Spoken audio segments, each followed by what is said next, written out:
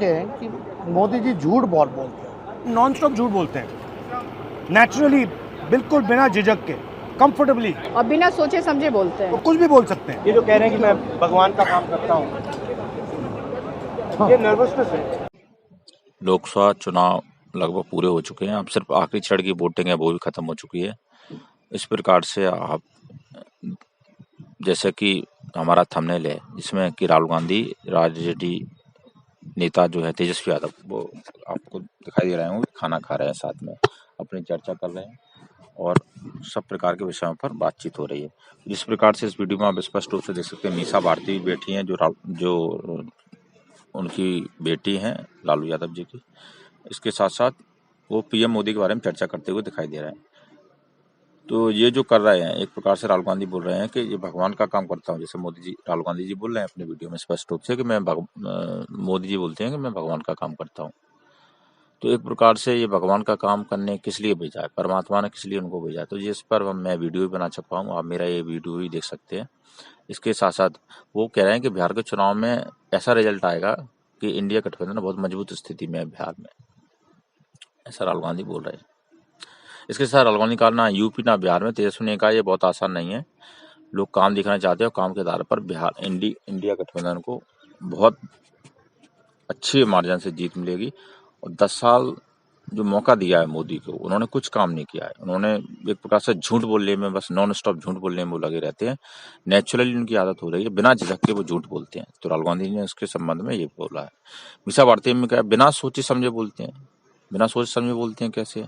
Normal campaigning चल रही है, बिहार से उनका कुछ कनेक्ट है ना, भीड़ है ना, उनके उसमें कोई भीड़ आती है ना, उनका कोई बेस है। लोग अब उनके भाषण को देखना पसंद नहीं करते, ऊब चुके हैं लोगों से, क्योंकि वही 10 साल पुरानी वही भाषण चल रहा है, उसमें कोई नया चीज नहीं है, कोई बात नहीं है, कुछ काम किया है नहीं, तो भाषण में बोलेंगे क्या? तो उनकी क्रेडिबिलिटी पूरी तरह से चली गई है, ऐसा राहुल गांधी जी ने मोदी के बारे में कहा है। तो राहुल गांधी जी का देश की जनता मोदी जी को अब कैसे भगा रही है? फटाफट भगाएगी।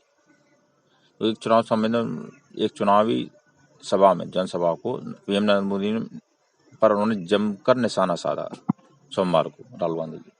तो फटाफट अब इनका हाल ये होने वाला है कि जमानत जब्त होगी। तो इस प्रकार से राहुल गांधी जी स्पष्ट रूप से आपको वीडियो में देख सकते हैं कि किस प्रकार से सब लोग गपशप कर रहे हैं और सीधी चुनौती नरेंद्र मोदी को दी जाएगी। तो जैसा कि हम जानते हैं कि बिहार को विशेष राज्य का दर्जा मिलना चाहिए, उसके लिए कोई काम नहीं किया गया है। बिहार के लोगों को रोजगार मिलना चाहिए, उसके संबंध में कोई काम नहीं किया गया है। यहाँ जो महंगाई है इतनी अधिक है, उस पर भी कोई काम नहीं किया गया है। तो इस प्रकार से मोदी सरकार, बिहार की एनडीए सरकार पूर्ण सभी रूप से फैल हुई है और कुछ बेस ग्राउंड पे काम नहीं किया है। तो हम ये बोल सकते हैं कि किस प्रकार से राहुल गांधी और तेजस्वी यादव दोनों मिलकर जेडीयू, बीजेपी इनको चुनौती देते हुए नजर आ रहे हैं। तो एक प्रकार से बोल सकते हैं कि इंडिया गठबंधन में तेजस्वी यादव का कद बढ़ा है, ये बात भी हम मान सकते हैं। क्योंकि तेजस्वी यादव, आप ये जान सकते हैं कि तेजस्वी यादव किस प्रकार से 200 प्लस रैली उन्होंने की है। इसके साथ साथ उनका फ्रैक्चर भी पैर हो गया है, तो डॉक्टर ने उनको आराम की सलाह दी थी, लेकिन उन्होंने कहा था कि बेड रेस्ट मुझे डॉक्टर ने बोला, लेकिन तेजस्वी यादव ने बोला है कि मैं तब तक नहीं बैठूंगा जब तक कि मोदी को बेड रेस्ट ना करा दूं।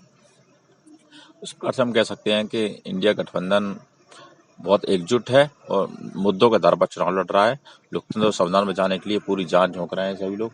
इसके साथ साथ जातिगत जनगणना गठबंधन का मुख्य विषय है, उस पर भी सभी लोग एकजुट हैं, आम सहमति बनी है। इसके साथ साथ अग्निवीर योजना है, जो बहुत एक भेदभावकारी योजना है, जिसमें 25% लोगों को परमानेंट रखा जाता है। उसके साथ 75% लोगों को उन्हें 4 साल की सेवा के बाद निकाल दिया जाता है। तो इस प्रकार से भेदभावकारी अग्निवीर योजना को इंडिया गठबंधन की जब सरकार आएगी तो उसको खत्म किया जाएगा।